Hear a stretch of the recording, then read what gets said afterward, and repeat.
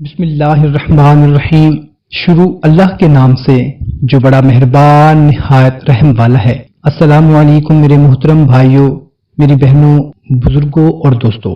امید کرتا ہوں کہ آپ تمام دوست احباب خیریت سے ہوں گے اور اچھی زندگی گزار رہے ہوں گے۔ دوستوں، ہمیں بہت سے بھائی اور ہماری بہت سی بہنیں کومنٹ کرتے ہیں کہ رزق کی پریشانی ہے، قرض کی پریشانی ہے، یا بیماری ہے، یا کوئی اچانک مصیبت آ جاتی ہے، یا گھر میں لڑائی جھگڑا لگا رہتا ہے، تو دعا کریں کہ ہمارے مسائل حل ہو جائیں۔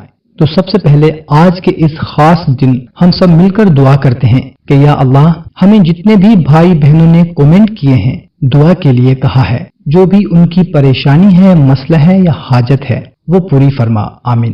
اور اگر آپ بھی چاہتے ہیں کہ 10 محرم کے دن آپ کے لیے بھی کوئی آمین کہے تو اپنی پریشانی کومنٹ میں لکھ دیں، جو بھی کومنٹ پڑھے گا آمین کہہ دے گا۔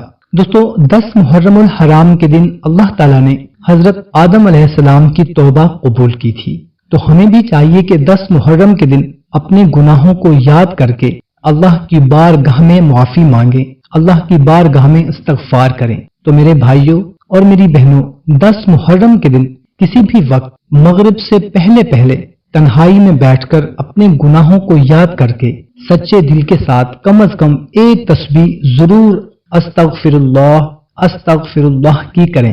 دوستو، استغفار وہ لفظ ہے جس کے بارے میں ہمارے پیارے نبی کریم صلی اللہ تعالی علیہ وسلم نے فرمایا، جو زیادہ سے زیادہ استغفار پڑھتا ہے اللہ تعالیٰ اس کے گناہ بھی معاف فرماتے ہیں اور اس کے ہر غم، ہر پریشانی، ہر تکلیف بھی دور فرماتے ہیں۔ اور استغفار کے بارے میں مزید فرمایا، جو زیادہ استغفار پڑھتا ہے اللہ تعالیٰ اسے وہاں سے رزق عطا فرماتے ہیں جہاں سے اس کا وہم و گمان بھی نہیں ہوتا، سبحان اللہ۔ تو بھائیوں اور بہنوں، ہمارے لیے ہر پریشانی، ہر مصیبت، تکلیف سے نکلنے کا واحد راستہ استغفار کے اندر ہے۔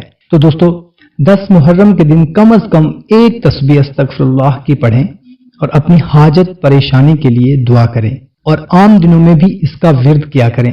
میرا ایمان ہے جو بندہ صبح اور شام صرف ایک تسبیح، جس میں کل 5 منٹ لگتے ہیں، پڑھے گا، اللہ اس کی زندگی سے ہر غم پریشانی کو دور فرما دے گا، اور بن مانگے ہی اللہ اسے دنیا کی ہر دولت عطا فرمائے گا انشاءاللہ۔